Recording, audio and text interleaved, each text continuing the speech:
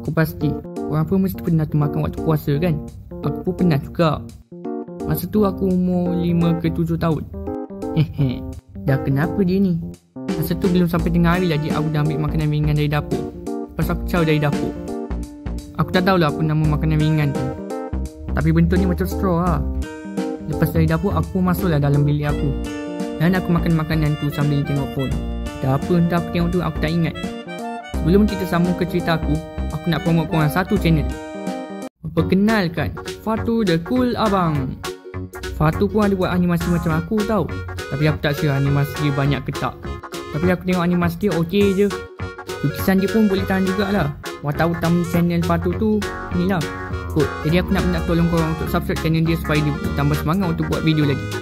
Tak sampai dah pula. Tapi kalau korang malas sangat nak tengok channel dia, tak apalah. Tapi kalau boleh korang tolonglah subscribe channel dia. Kembali kepada cerita aku tak ingatlah ada orang lain ke tak dalam bilik aku time tu. Tapi kalau ada pun sini aku, dia tengah tidur.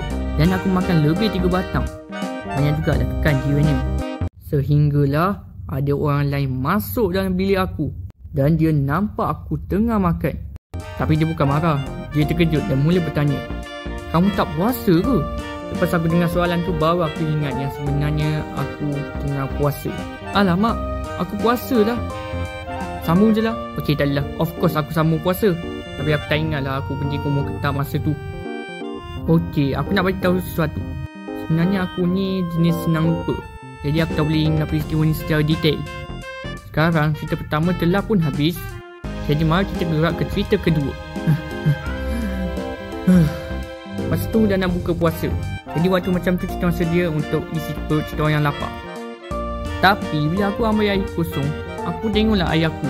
Dan aku cerita kedua ni berbeza dengan cerita pertama tadi.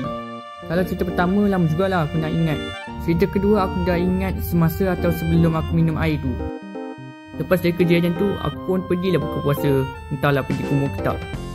Ada satu lagi benda aku nak beritahu. Korang tak kisah kan? Okey, aku anggap korang tak kisah. Aku dapat satu khabar dari LaJR. Dia dah tukar account dari LaJR jadi Aurora Heaven.